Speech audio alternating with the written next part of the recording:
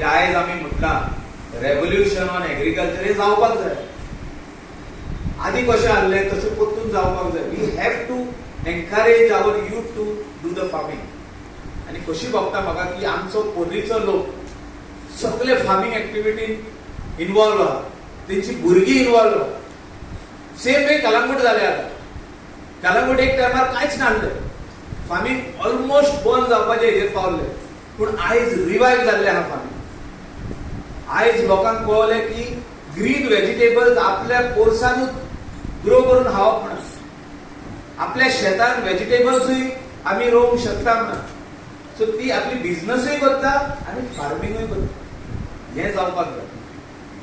हांव गोंयच्या लोकां कडेन मागता की तुमी तुमच्या आमदाराक, तुमच्या पंचायतीच्या मेंबराक, सरपंचाक फुडें काडा. तांकां सांगा आमकां सगल्यो स्किमी ज्यो गव्हर्नमेंटाच्यो आहा त्यो मेळपाक जाय. आमकां हार्वेस्टिंग मशीन फ्री मेळपाक जाय. Not 50% subsidy, 100% subsidy.